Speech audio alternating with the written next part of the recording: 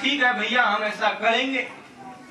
कुछ दिन तो बढ़िया से पाला पोसा, लेकिन उसके मन में आ गया लोभ, क्योंकि राजगद्दी का लोभ बड़ा लोभ होता है। कोई नहीं छोड़ना चाहता है पद, कोई छोड़ना चाहता है? कुर्सी से जब एक बार आदमी चिपक जाता है तो मरते दम तक वो चिपका रहना चाहता है, चाहे जिस किसी भी प्रकार का कुर्सी हो। आध्यात्मिक कुर्सी भी होती है, गुरु गद्दी भी होती है, वो भी कोई छोड़ना नहीं चाहता। बहुत साधुओं की देखा हूं मैंने कि मरते मरते तक वो कुर्सी को छोड़ना नहीं चाहता, महंती छोड़ना नहीं चाहता। जिस किसी भी प्रकार की कुर्सी है सबको प्रिय होता है। धृतराष्ट्र को प्रिय था ना कुर्सी, तो क्या कहा दुर्योधन कि 5 गांव की बात करते हो, सुई अग्रे न दातव्यम। 5 गांव कौन पूछता है, सुई अग्रे न दातव्यम। आयो दुर्योधन कहाँ है? धृतराष्ट्र कुछ खिलाइए मिलेगा। कितना भी आदमी कुर्सी से चिपक जाए छोड़ना तो पड़ेगा। तो कहा उसके मन में लोभ आ गया, मुंज के मन में, कि ये छोटा सा बच्चा है, यही तो बाधा है, इसको मरवा देते हैं और राजगद्दी पर हम बैठ जाएंगे, सदा के लिए निष्कंटक राज हमारा हो जाएगा। उसने मुंज को बुलाया, मुंज ने अपने सिपाही को बुलाया, कहा कि ले जाओ जंगल में इस बच्चे को मार दो। वो 8-10 साल का बच्चा, 10 साल का, छोटी आयु का, लेकिन बड़ा समझदार था। कहा ले जाओ इसको जंगल में मार दो। मंत्री समझाया कि आप ये उचित नहीं कर रहे हैं, इससे समाज में आपके विषय में अपयश फैल जाएगा, ये आप उचित काम नहीं कर रहे हैं। कहा कोई बात नहीं, ले जाओ इसको जंगल में मार दो, मैं कह रहा हूं जितना मैं कह रहा हूं उतना करो। जल्लाद को भेजा, जल्लाद ले गया उसको। जल्लाद भी रोने लगा। जल्लाद सोचने लगा आज इतने व्यक्तियों को हमने मारा, कभी भी ऐसी पीड़ा हमारे मन में नहीं हुई, कभी भी ऐसा दर्द नहीं हुआ कि ये 10 साल का बच्चा, छोटी सी आयु, इसको कैसे मारूं? इसने बिगाड़ा क्या है, इसने क्या किया है? उस बच्चे ने कहा कि अगर चाचा जी ने मुझे मारने के लिए ही आपको भेजा है तो कोई बात नहीं, आप मुझे मार दीजिए, मैं मरने के लिए तैयार हूँ, मैं मरने के लिए ही आया हूँ। लेकिन एक चीज मैं आपको लिख करके देता हूँ, ये ले जा करके मेरे चाचा जी को दे दीजिएगा। एक पंक्ति, कुछ पंक्ति मैं लिख करके देता हूँ, ये ले जा करके मेरे चाचा जी को दे दीजिएगा और आप मुझे मार दीजिए। उसने कहा नहीं, हम तुमको मार नहीं सकते। मारा नहीं, उसको छोड़ दिया। किसी प्राणी को मार करके उसका सर ले जा करके चाचा जी को दिया।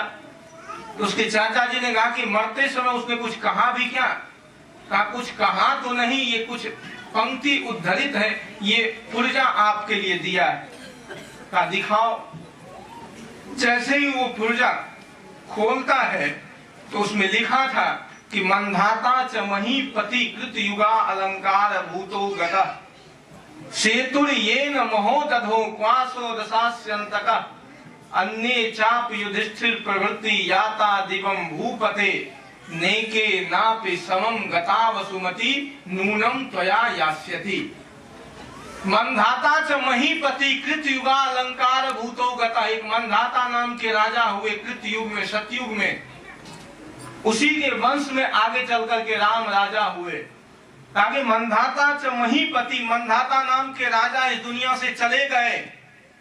सेतुर येन महोदधो, जिस राम ने सेतु बांध बना दिया समुद्र पर, वो राम भी आज कहाँ चले गए पता नहीं है। सेतुर येन महोदधो क्वासो दशास्यन्तकः, वो 10 कंधर रावण भी चला गया, उसका भी पता नहीं है। अन्य चापी, और भी न जाने युधिष्ठिर प्रवृत्ति कितने राजा आए, सब चले गए। नेके नापि समम गता वसुमति, ये पृथ्वी किसी के साथ गई नहीं, लेकिन मुझे लगता है कि ये वसुधा, ये पृथ्वी मेरे चाचा जी के साथ जाएगी। नूनम त्वया यास्यति, इसीलिए ऐसा काम कर रहा है। मेरे चाचा जी मुझे जो मरवा रहे हैं इसलिए कि लगता है कि ये वसुधा, ये पृथ्वी उसके साथ जाएगी। इतना पढ़ा, मुंज का दिमाग कफ गया। ताकि जिस संपत्ति के लिए, जिस वैभव के लिए हम अपने भतीजे को मार रहे थे, ये किसी के साथ नहीं गए तो हमारे साथ कैसे जाएगी? अरे भैया, वसुधा किसी की नहीं हुई है, किसी के साथ नहीं जाने वाली है, इसलिए अपरिग्रही बनो, अपरिग्रह करो। संपत्तियों का संग्रह कितना करोगे, एक दिन छूट जाएगा। तो यम आदमी के जीवन में आया, नियम आदमी के जीवन में होना चाहिए। सोच, संतोष, तप, स्वाध्याय, ईश्वर परिणामी नियमा। सोच, जल मिट्टी से आदमी को अपने बाह्य शरीर का शोधन करना चाहिए। शरीर को आदमी को बिल्कुल साफ सुथरा रखना चाहिए। संतोष आदमी के जीवन में होना चाहिए, तप आदमी के जीवन में होना चाहिए, और आत्मिक कल्याण के लिए आदमी को निरंतर रत रहना चाहिए। ये यम, नियम इत्यादि प्रक्रिया है। बहुत सारी बातें हैं, उस विषय पर चर्चा नहीं करूंगा अभी, लंबा। मेरा कहने का अर्थ यही है कि आत्मा में लौटने का मार्ग क्या है, अपने आप की तरफ लौटने का क्या साधन है जिसके द्वारा आदमी अपने और लौट सकता है, अपने कल्याण के लिए यत्न कर सकता है, प्रयत्न कर सकता है। उपनिषद के ऋषि कहते कि ऋते ज्ञानान्न मुक्ति। अगर मुक्ति चाहते हो तो ज्ञान के बिना मुक्ति नहीं हो सकती, सही बोध के बिना मुक्ति नहीं हो सकती है। मुक्ति के लिए ज्ञान आवश्यक है, सही बोध आवश्यक है कि हमारे जीवन में बंधन का कारण क्या है, हमारे जीवन में बंधन क्या है। जब तक आदमी बंधन को नहीं जानेगा तब तक आदमी काटेगा क्या। बंधन क्या है? बंधन आदमी के जीवन में काम है, बंधन आदमी के जीवन में लोभ है, बंधन आदमी के जीवन में आसक्ति है, बंधन आदमी के जीवन में भोग के प्रति जो अस्पृहा है, भोगों के प्रति जो लिप्सा है। जीवन भर आदमी संसार को भोगता है, फिर भी आदमी संसार से अतृप्त ही जाता है कि नहीं? जीवन भर आदमी संसार को भोगता है, कभी इसको कभी उसको, लेकिन फिर भी आदमी तृप्त नहीं हो सकता होता है। संसार से आज तक कोई भी व्यक्ति तृप्त नहीं गया। यही तो बंधन है।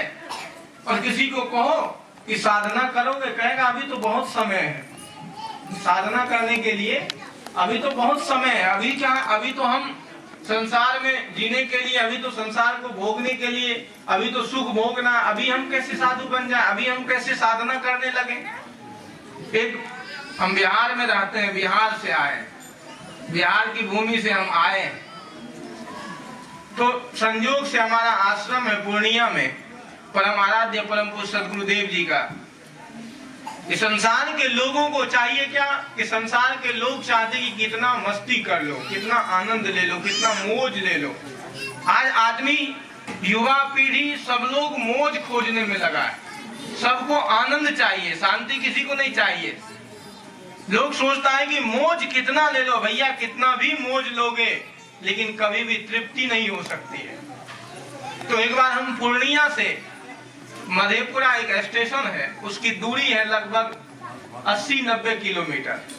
वहां जा रहे थे, कुछ कार्यक्रम था, जाना आना लगा रहता है, क्योंकि बिहार में बराबर हमारे कार्यक्रम चलते रहते हैं। बड़े बड़े मंच लगते हैं, बहुत सारी भीड़ होती है। उतना बड़ा पंडाल तो यहाँ 5-5 हजार लोगों की भीड़ होती है, 10-10 हजार लोग आते हैं सत्संग में। अभी कुछ दिन में सत्संग होने वाला है हमारे आश्रम में, बहुत बड़ी भीड़ होती है, उसमें तो लगभग 1 लाख लोग से ऊपर की भीड़ होती है।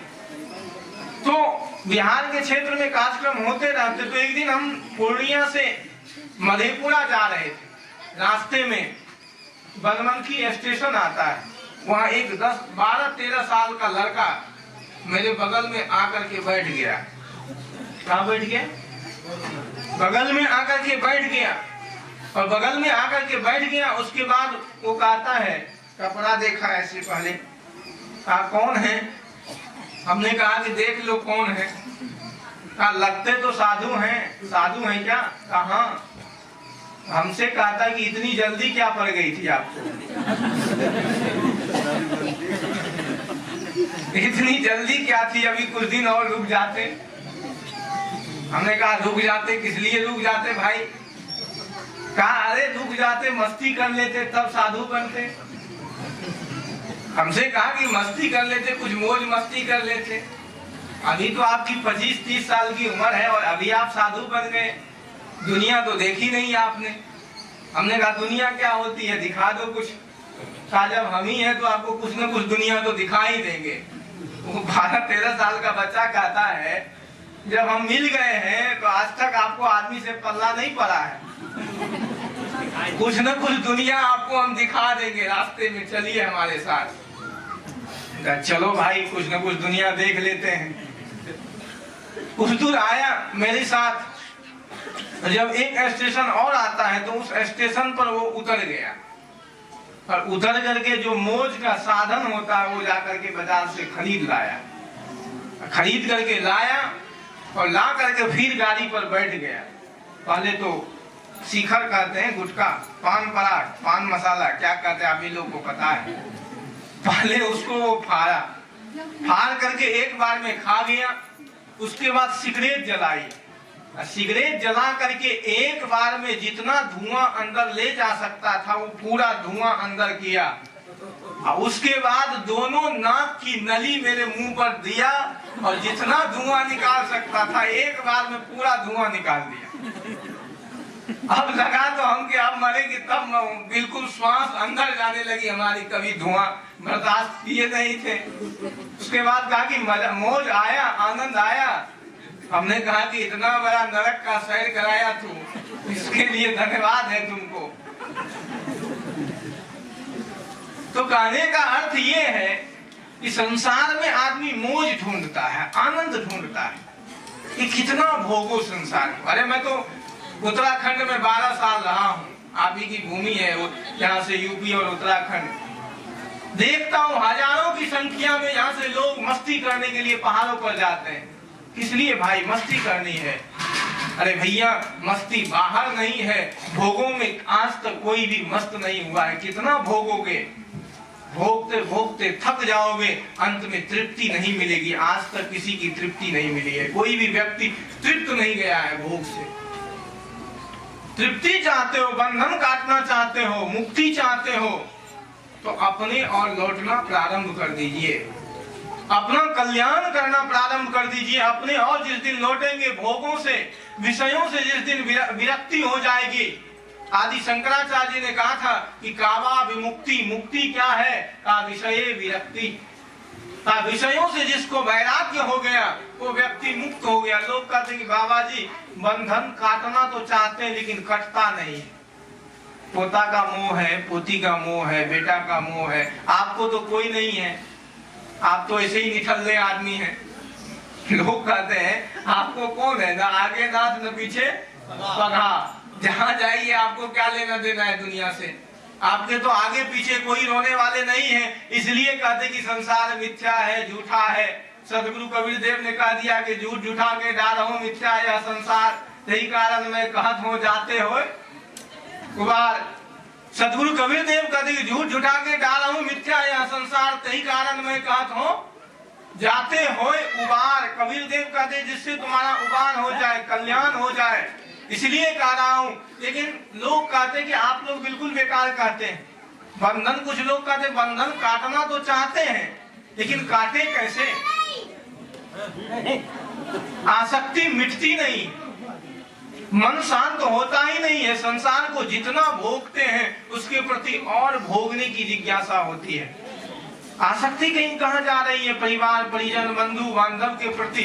लेकिन आदमी काट तो सकता है लेकिन काटना नहीं चाहता है। बंधन काट तो सकता है लेकिन काटना नहीं चाहता है। एक उदाहरण आप सबके सामने मैं प्रस्तुत करता हूँ। कभी आप लोग घोड़ा देखें? घोड़ा सब लोग हाथ उठाइए, घोड़ा सब लोग देखे है ना पक्का? और उसको कभी देखे लकड़ी को काटते हुए? देखा है ना? क्या करता है? लकड़ी काट देता है ना। इतनी भी साल वाली लकड़ी हो उसको काट के इस पार से पार निकल जाता है ना। घोड़ा इतना शक्तिशाली है कि लकड़ी उसको काट करके इस पार से उस पार निकल जाता है। और वही घोड़ा को कभी बाग में देखें? फुलवारी में कमल के फूल पर, कमल का फूल क्या होता है? दिन भर खिलता है और शाम को बंद होता है ना। अच्छा, क्या वो घोड़ा जो लकड़ी को काट सकता था वो कमल के फूल को नहीं काट सकता है? उस पंखुड़ी को नहीं छेद सकता है? क्यों नहीं काटता है? क्यों नहीं काटता है? घोड़ा ये सोचता है कि रात्रि गमिष्यति भविष्यति सुप्रभातम, इत्थम विचिन्त्य कोश गते दुरेफा हा हंत हंत नलिनीम गज उज्जहार। भौरा सोचता है कि रात्रि गमिष्यति, अरे रात्रि चली जाएगी, सुबह होगी, सुबह होने के बाद फिर हम उसको भोगेंगे। यही है ना, कोश गते दुरेफा। संस्कृत में दुरेफा शब्द का प्रयोग होता है भौरा के लिए। कोश में बंद भौरा सोचता है कि रात्रि गमिष्यति, रात्रि चली जाएगी, सुबह होने के बाद फिर हम उसको भोगेंगे, आनंद लेंगे। तब तक शाम को एक मदमस्त हाथी आता है और उस नलिनी दल को लेकर के उसको अपने खा जाता है और भौरा उसी में मर जाता है। हमारे जीवन के साथ भी यही होता है। हम बंधन काट तो सकते हैं, लेकिन सोचते हैं कि इससे सुख मिलेगा, पोता से सुख मिलेगा, नाती से सुख मिलेगा, परिजन से सुख मिलेगा। बंधन काटना ही नहीं चाहते हैं। किसी को कहो कल्याण के बाबा जी आपको और काम नहीं मिलता है, किसी को कह दो माला दीक्षा ले लो, साधना करने के लिए आगे बढ़ो, तो कहेगा कि आपको और काम नहीं मिलता है, यही काम मिलता है केवल। और कोई बात बोलिए, और कोई बात कहिए, और कोई रास्ता नहीं है, केवल यही बात हर समय की साधना करनी चाहिए, आत्म कल्याण करना चाहिए, माला ले लीजिए, दीक्षा ले लीजिए। आप लोग शांति बना करके रहिए। जो लोग आते हैं पीछे से, वो पीछे बैठिए। अच्छा, एक बार जोर से जयकारा लगाइए, बोलिए सदगुरुदेव की, सदगुरुदेव की। शांति बना करके रहिए, बिल्कुल हल्ला मत करिए।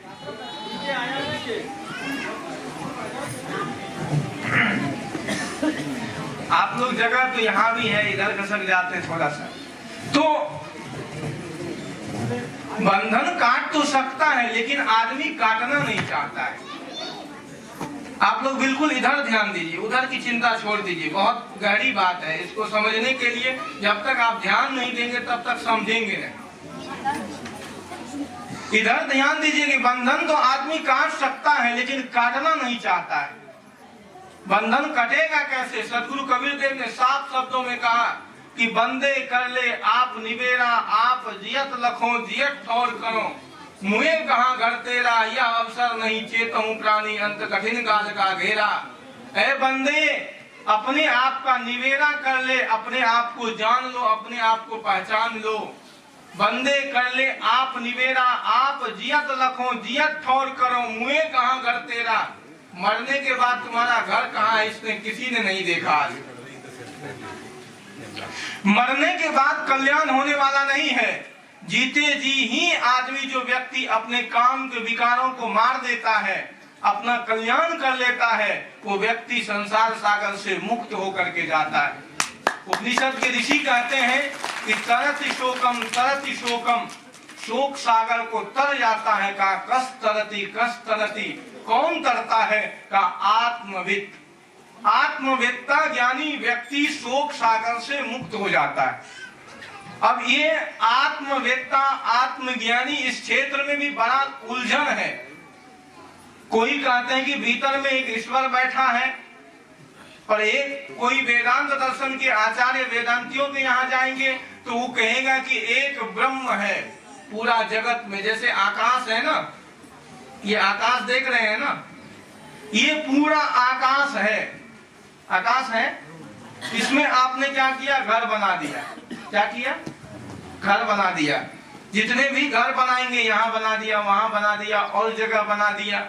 तो अब इसके अंदर का आकाश आपको दिखेगा अलग अलग दिख रहा है ना। इसका जैसे घड़ा बनाया आपने, एक घड़ा, दो घड़ा, तीन घड़ा, चार घड़ा, तो सब घड़े के अंदर जो रिक्तता स्थान है वो अलग अलग है ना, अलग अलग है कि नहीं। और घड़े को मारिए मुक्का, फोड़ दीजिए, फिर क्या हुआ? फिर एक ही है ना, एक ही था ना। तो उन वेदांतों में एक ही ब्रह्म का विवर्त रूप ये संसार है, एक ही ब्रह्म है, उसी का विवर्त रूप ये पूरा संसार है, ये सृष्टि है। लेकिन सदगुरु कबीर देव के अंदर, सदगुरु कबीर साहब के सिद्धांत में प्रत्येक शरीर में अलग अलग चेतन सत्ता है, अलग अलग आत्मा है, अलग अलग जीव हैं। क्योंकि अगर एक ही ब्रह्म मानोगे तो एक के मरने के बाद सबकी मृत्यु हो जाए, एक की प्रवृत्ति होने के बाद सबकी प्रवृत्ति हो जाए, ऐसा तो देखा नहीं जाता है। एक जन्म लेता है, एक मरता है, और सारे सांख्य दर्शन का सिद्धांत है और बहुत सारा सिद्धांत है, इसमें इधर अभी नहीं जाना है, लेकिन विचार करना है केवल इतना, इस शरीर के अंदर जो चेतन सत्ता है, आत्मा कह लीजिए उसको, आप परमात्मा कह लीजिए, जो कुछ भी आप नाम दीजिए, इस शरीर के अंदर एक तो चेतन सत्ता है जिसके रहने के कारण शरीर से सारी क्रियाएं हो रही है, जिसके नहीं रहने पर सारी क्रियाएं समाप्त हो जाती है। एक